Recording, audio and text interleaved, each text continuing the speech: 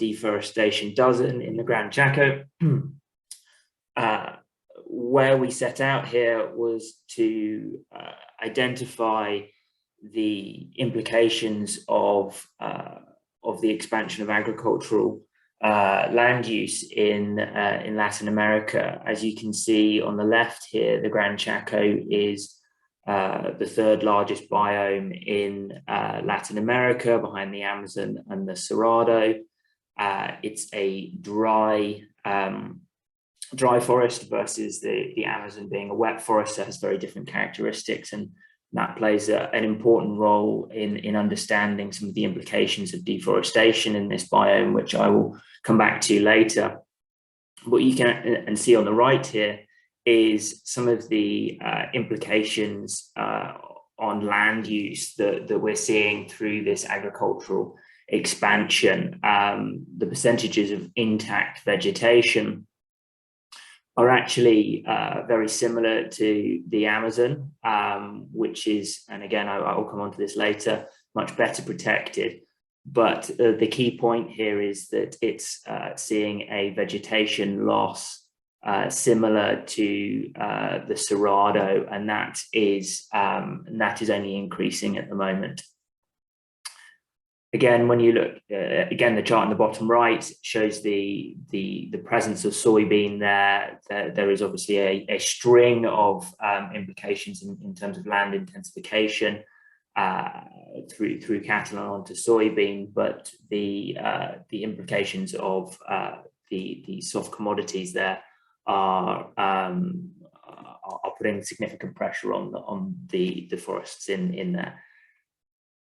If we move on to slide 3, the next point that we moved on to was really highlighting the legal protections and the differences between the 3 biomes. Without getting into too much of the detail here, as there's a lot of words, but I think what you can quite clearly see from the comparison between the 3 biomes is that the Gran Chaco has very little protections from a legal standpoint versus the Amazon and the Cerrado, which have a much greater profile, certainly internationally, which has aided those legal protections. We then move on to the next slide. The exports from this, and we talked about the soy coming from that. The exports are actually very concentrated. If we look at the traders with significant exports from the Gran Chaco, 89% of those exports sit within 12 traders. You can see here that the usual names all crop up. A, B, C, D is all there. And there are a lot of local players. Now, exports is obviously not the whole story, but it gives a very good idea as to where some of the international pressure is coming and where some of these international supply chains are really starting to source some of their increasing soy supply. In the top right, you'll see the split between Argentina and Paraguay.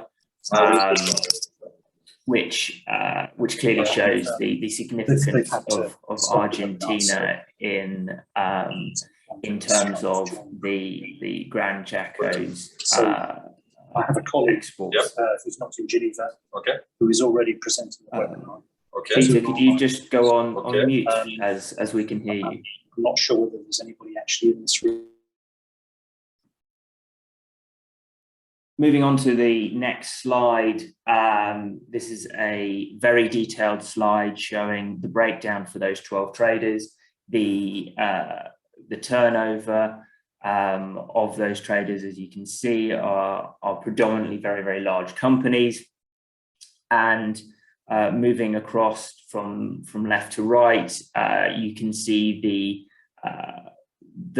levels of traceability, the levels of policy response they have to deforestation, with them all scoring very poorly in terms of third-party verification. WWF did an analysis which we mimicked for the bottom three, hence why you can see that in purple for this middle deforestation assessment score, with only one getting above 50%.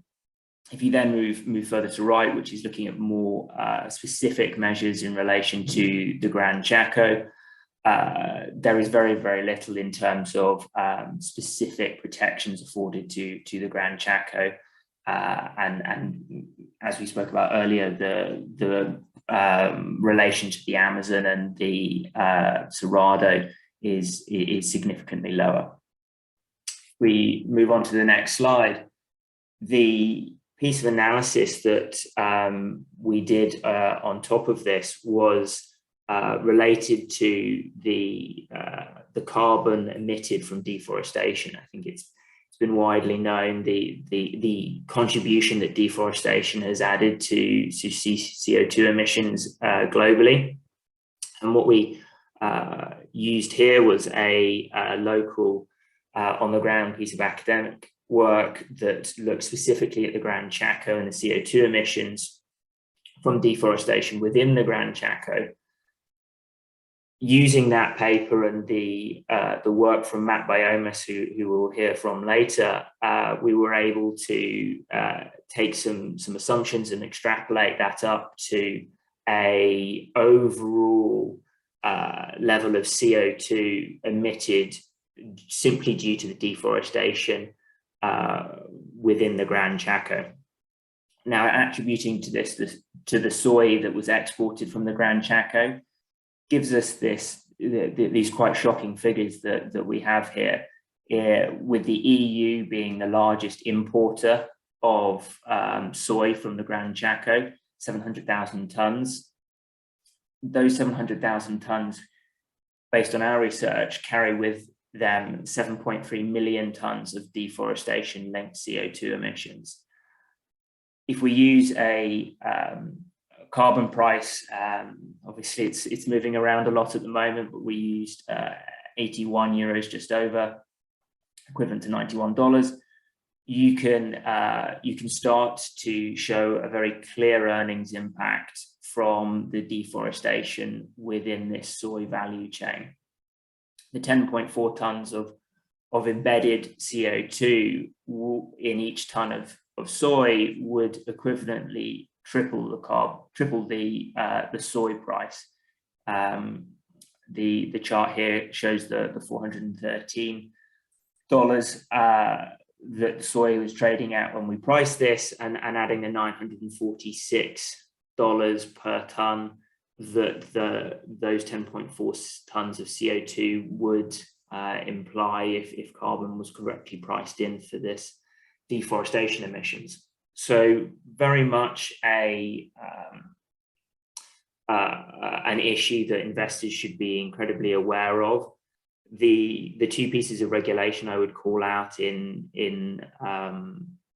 relevance to this would be the EU deforestation policies that are coming in regarding commodities, and the requirement for importers to evidence that they are deforestation free, with the date rolling back to the beginning of 2020. And the second is the carbon border adjustment mechanism, which we saw a general agreement on last week by the EU Council, which is to prevent carbon leakage. So as the EU begins to better embed carbon emissions into the price of goods, it is very important that these goods aren't just simply sourced from elsewhere where there is less rigorous accounting for this carbon. And the carbon border adjustment mechanism is the proposed for that, where anything imported would have to pay a levy of the carbon price that is currently being traded at within the EU, which gives us the logic behind our carbon border adjustment mechanism. And finally, if on these last two slides, we analysed the owners behind these 12 12 traders, the investors that are significantly exposed to our analysis to deforestation in the Gran Chaco. As you can see here, there are a lot of very familiar names with some very large exposures in terms of the amount of assets that they have there. Again, I think this exposes the passive versus active debate, and with a lot of the funds here having significant passive exposures. If you move on to the next slide, this again comes at the financing from a debt perspective, with the amount of financing banks and international banks in particular have been issuing to those 12 traders. Again, this is something that we would be advocating for better incorporation of deforestation into lending decisions and how those are considered. And that led us to our last two slides on policy recommendations and engagement recommendations. Ultimately, policies have turned the corner, certainly for the Amazon and the Cerrado, in terms of improving deforestation rates there. Very similar needs to happen for the Gran Chaco if it's not to become the next significant deforestation frontier. And I think Myra and Mario, our panelists later, will have very interesting insights as to what's happening on the ground there. But ultimately, we need public commitments. We need reinforcements with timely and regular updates. This needs to be proactive, particularly around CO2 emissions, as investors in the world become more up to speed on this, with specific target setting that can be measured. And finally, on engagement, if we could move to the last slide, thank you. Active engagement from investors is absolutely critical here in the aim of curbing some of the practices driving demand for deforestation-free soy up and down the value chain. Company financing is an excellent tool here to make the cost of capital for these companies higher if they're not meeting these requirements. And then disclosure and traceability. The locations of soy silos is incredibly hard to trace through the value chain, and therefore deforestation commitments become increasingly difficult to make. And certification is one of the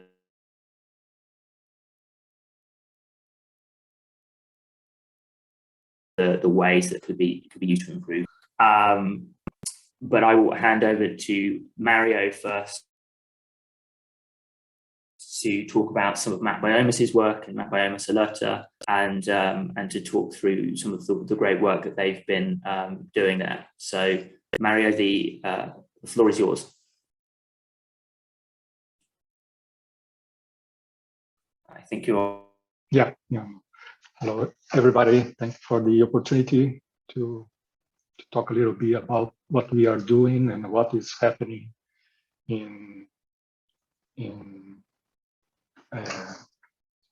South America in general, specifically in the Chaco region. I have some slides to present, but I need permission to share my screen. Okay.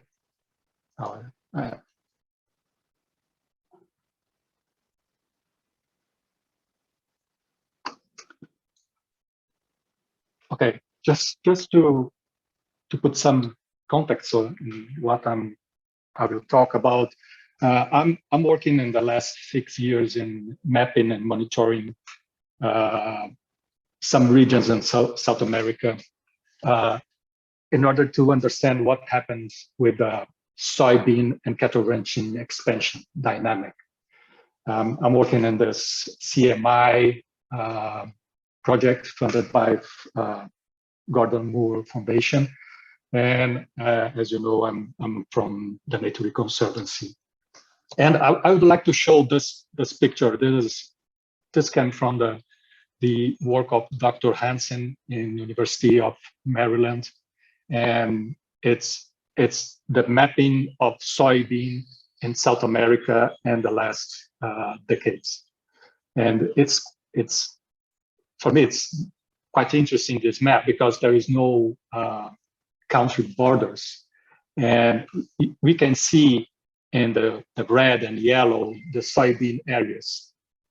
And in yellow, you can see the legend here. Oh,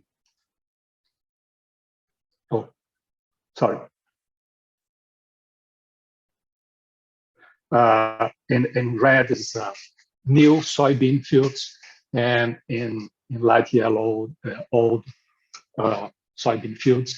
And the soybean it's in many parts of South America, not just in Amazon Cerrado, but in many portions of the Atlantic forest, the Pampa region, and expanding in areas of the Chaco and the Bosque Chiquitano. And this is important to know, that the commodities always are looking for growth. They are increasing for the last decades, the area of the planted area. And this expansion, it's related to agronomic and legal restrictions. So there is a movement, an inertia of expansion of soybean and now South America. And these expansions, of course, could be occur over a previous land use, like planted pasture, or by conversion, direct conversion. And the local actors could be distinct in South America, but we know that the global market forces and the players are the same. So we can look in the tail of what is happening in the Chaco, and see that the expansion is occurring. Sorry, Mario, I think that your presentation is not changing the slides. No, I've not seen the second slide. Yes. Maybe just. Could you, Mayra, could you? No, we can't see that. We are still from when you start. We only see the first. And now? We can see, yeah, now it's great. Okay, now I'm the second slide, show that what is happening in the Chaco, and the red, the dark red, shows the expansion, recent expansion of soy in the heart of Chaco in Argentina. And we know that legality, it's important to see what is the legal aspects for this expansion, but we know that it's not enough. Legality is not enough for restraining the deforestation in any area. And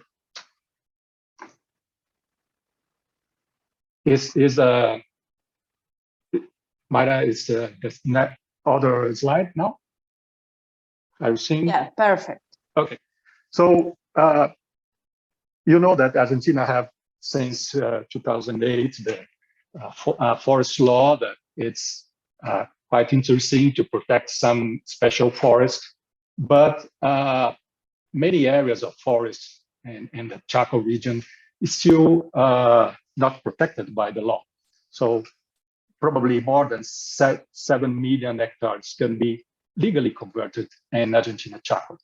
And so the legislation, the constraint of legislation, it's important, but it's not enough to avoid deforestation in any place, in Amazon or in Cerrado or in the Chaco. For this region, we we start to see in more detail what we can do to help and create some transparency for the cattle ranching and soybean expansion in some regions of South America. And now I'm talking about the Chaco region. And we know that we have many sources of information at global scale. So recently we have this Sentinel-based mapping for all the world. With that it's quite useful in some cases. It's useful for global analysis and very good for some classes like evergreen forest, water. But when we move on, we need to see in detail in some regions like the Chaco. We know that this global mapping, it's not good enough to understand what is happening. And for this reason, we start to work in a way to understand not just what is the conversion, but the dynamic of land use, land cover in one region. So it's not just to map the forest and the deforestation, but understand what is happening with cattle ranching, planted forest, other types of agriculture, mining, and etc. And for this, since I guess 7 years ago, a group of entities, NGOs, companies, and universities start to create an idea of mapping with low cost, using local expertise, and to create series of land use, land cover maps. So this is just to show the numbers of institutions that are related to this initiative that's called Mapbuilds. So Mapionas starts in Brazil with all those organizations, and the idea is to develop a fast, reliable, and low-cost methodology to generate annual maps. And for Mapionas, our start date is 1985, and we are constantly updating the information.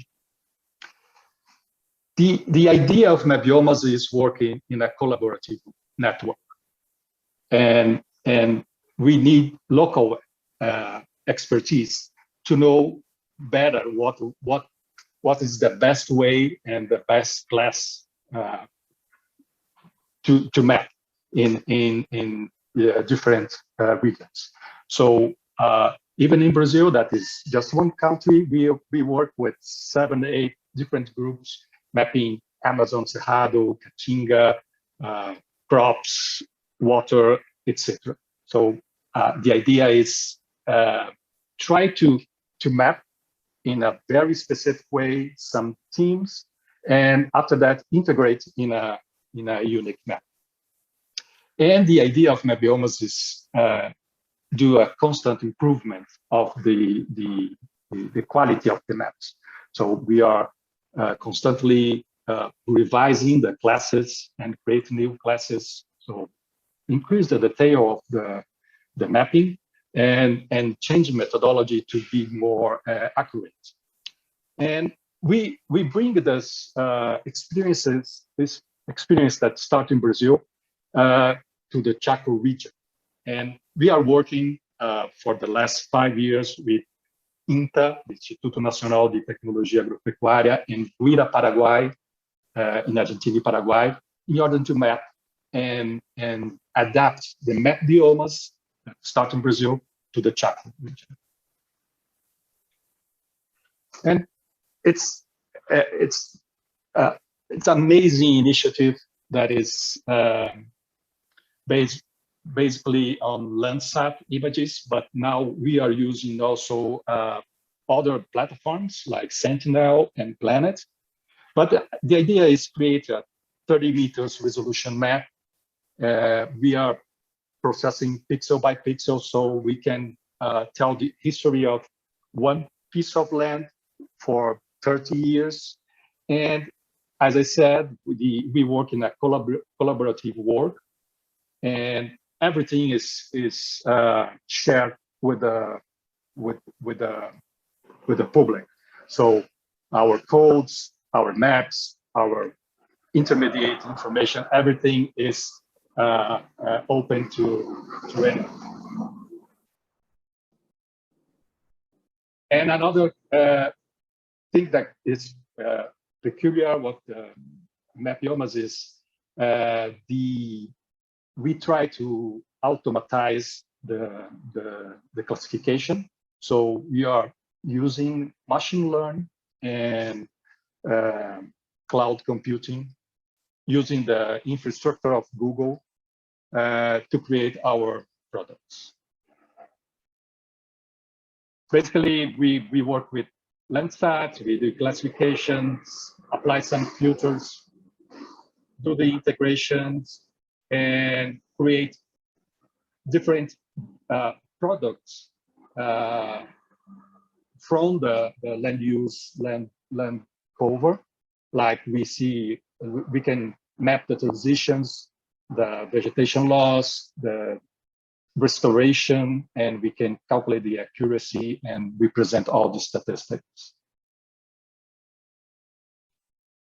For each region that we are using the Mapionas approach, we present many tools and data. So there are toolkits to download and access the data. There are all the codes that could replicate the analysis. We have all descriptions and papers also about the methodology, and we facilitate, we share our data to web services to access directly our data bank. So the idea is to share all the steps and information that we are producing. And for the Gran Chaco, we have two collections. We start with this, we have this idea of collections that is, for each collection, we redo all the time series, improving legends, the classes that we are mapping, and the methodology. And we had some delays related to COVID, the pandemic, and for this year we are try to produce two collections that I'm showing. This is still collection 2, showing some results of the Mapionas. So we have the information about conversions 2000 to 2019 in the Chaco, including Bolivia, Paraguay, and Argentina. And we have also the mapping of crops, pasture, and we can relate the conversion with the land use, the crops, the pasture, and understand the landscape dynamic and calculate some parameters of connectivity and also the speed of conversion in some regions. So we use the data for transparency, showing what is occurring in one specific region, but also work with some special analysis to try to understand what is happening and present some simulations or models for the near future. And as I said, we had some delays for the collection 3 and 4, but this year, 2022, we will launch 2 collections of data. And the good news is that we are extending our collection for the Chaco from 1885 to 2021, and we are investing a lot detailing crops and crops cycles for the mapping. And we are also interested in the degree of degradation of planted pastures. So we are put some information about this. It's not mapping the pasture, but also the degree of degradation of the pasture. And we are also detailing some natural areas, especially wetlands and natural pasture. And our main and for the next future is to have some good approximations about the carbon stock. Thank you, Mario. That's been fascinating to see some of the work that Mapbiomas has been doing, and I'm sure there will be plenty of questions. I will give it a couple of minutes, Myra, if there's anything you'd like to add to that, just very briefly before we dive into Q&A. I appreciate we only have 14. I was finishing. I'm just talk about new products for the Chaco, that is the deforestation alerts that we are bringing from Brazil to the Chaco region. That it's interesting because Mapionas, it's an annual product. So we need 1 year to a new collections to have update of information about deforestation. In with this Mapionas alert, we will have more on-time information about deforestation, not for the same day, but for, I don't know, 30 days in delay. And it's still useful for some enforcement or to understand what has happened in some regions, like the real dynamic of conversion. So that's it. Thank you for the opportunity to talk. And we can talk a lot about Mapionas. Thank you, Mario. Myra, anything quickly to add before we jump straight into Q&A? Well, just to add that what we could now be able to do with Mapionas at South America region is just to figure out how leakage is moving from one ecosystem to another. So we have first pressures on Amazon and then on Cerrado and Chaco. So what's going on next? Bosque Chiquitano, Pantanal. So I think that that's the key message. We now have a tool to track these movements, not only in the territory, in spatial terms, but also in frequency, in time. And we can analyze that in the time series stories. And then where I think that is the second key issue, just to include in this conversation, is about land tenure. Because we have these strong companies and we can track really with transparency about land tenure and permissions and clearing the land for adding value in Chaco is a technique, not only in Chaco, but Amazon too and the whole South America. So we can pay attention with these tools because we have the historic information.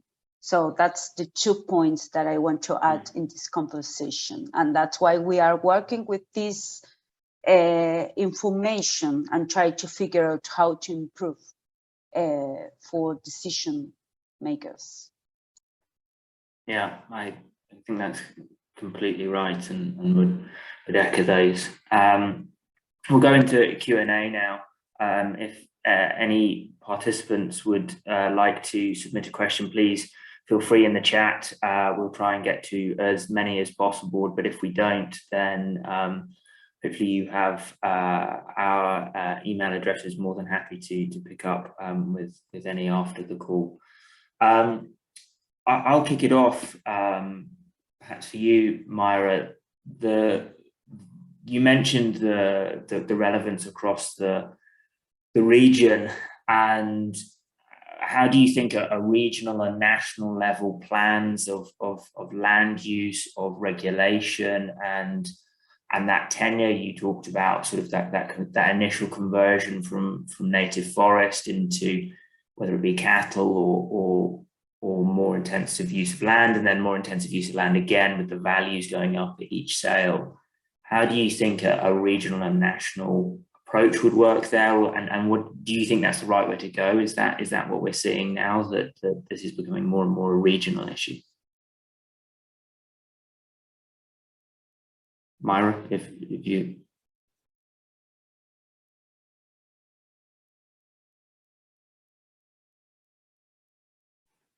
Oh, Myra, you're on mute. Sorry, Sorry, do you want me to repeat it? Yeah. I was just picking up on your point around the regionality of the land use changes, and how its regulation in the Amazon and Cerrado is now pushing it down into the Chaco, and then on your point, how does a regional and national sort of picture start to pick up on that tenure change, sort of that conversion from native forest into cattle, more intense land use with a value increase, and then again into say soybean. How do you think we have to start to link that all together, and is that the right approach? I think that we have to figure out how to point to consumers' point of view from one side, because what we had some years ago about palm oil, we are having now with soy oil. So I think that that's one of main issues. And the other one is about opportunities for diversity in crop productions and in other economic productions in Chaco region. So we can have this opportunity not only for soy conversion and this dynamic for cattle and soy, and all depends about markets. Yeah, I completely agree. And I think that leads on to another one that I have here on consumer pressure, and perhaps I can come to you both on this one. What do you think the consumer has in terms of role to play in this? We've seen sort of palm oil go through a lot of sort of consumer pressure with the roundtable and certification actually being much higher in terms of prevalence.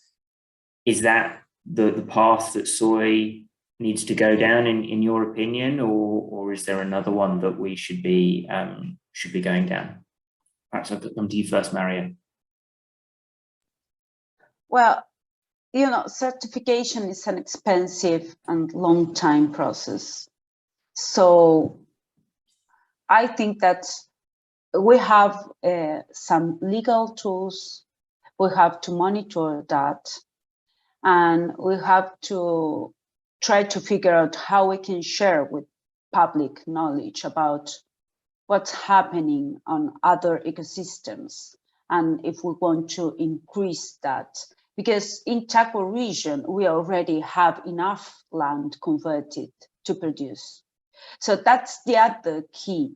Do we need to end like Atlantic forests or pampas degradations, ecosystems and biomes in South America? Or we can just have this opportunity with Chaco and Cerrado and Amazon, just try to figure out how to plan where to produce, because we produce enough and we have enough land converted to do that. And we have to figure out how much money are we going to spend on restoration after that, because that's the other side of the discussion. We are now cutting off forests for them, restore them. And that's, I think, in general terms, usually it's 10 to 20 times expensive. Indeed. Yeah, very much a better use of money to protect the forests we have now rather than try to rebuild them in the future. Just I would like to add something. It's totally aligned what Mayra said, that we have space to increase production based on doing better management of degraded lands and in many parts of South America, including Amazon, Cerrado, Chaco, and other regions. So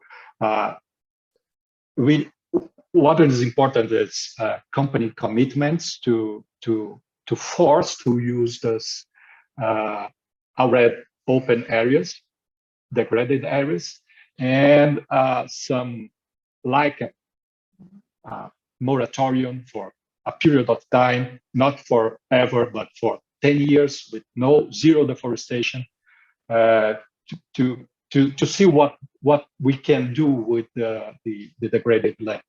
So the numbers shows that we can expand production of meat and soy using the already open areas. Indeed. I'm going to hopefully we can answer one quickly here of the questions that's come in online. Where is the link to the tool? I believe Mayra is just dropping it into the Q&A now. But Mapbiomas data is all online and freely available to use and download. And in terms of the second part of the question, can it connect with the financial values data? The research Planet Tracker has just put out, which is trying to connect it to financial values within the soy value chain. Again, our research is available on Planet Tracker website, and again we can follow up with further links on that, and able to do that.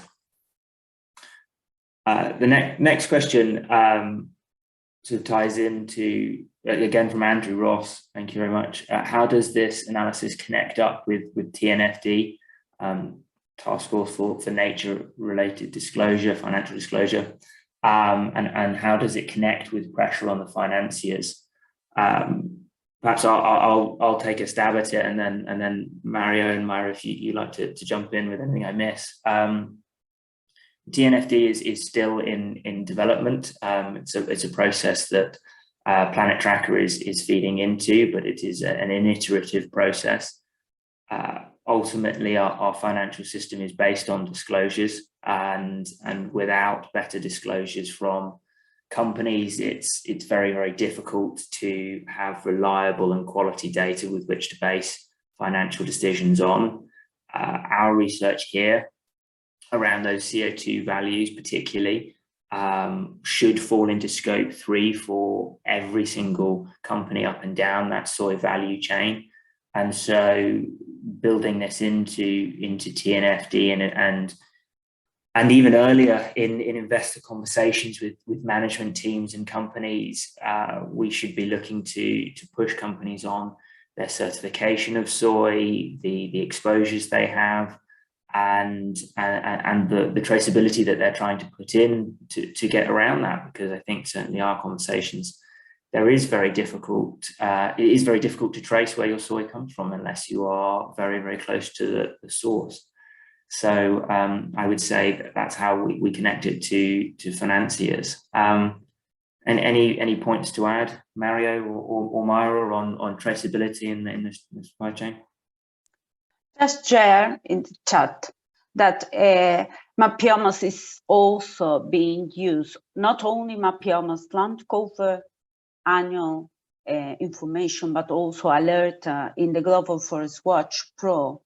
That is based also in Global Forest Watch data that Mario showed at the beginning. So I think that the link with financial system is that they now have tools and information, and it's free and it's open, and it's developed by local institutions and organizations. So I think that's the change, and it's new for the region. So you can explore these platforms, and we are here if you need anything else.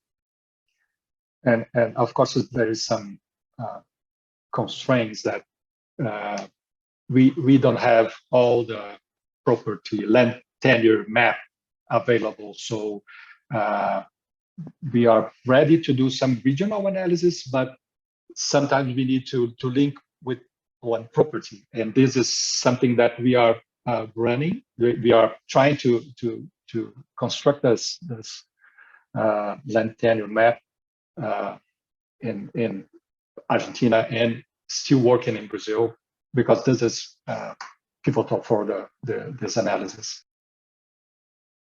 Thank you both. I think very, very good answers. We are now out of time, so I will wrap it up there. Thank you, Mayra. Thank you, Mario. Your insights have been brilliant to understand from on the ground, and some of the very nuanced regional and local pressures that the global community and the finance community needs to understand to help be a part of the solution for this.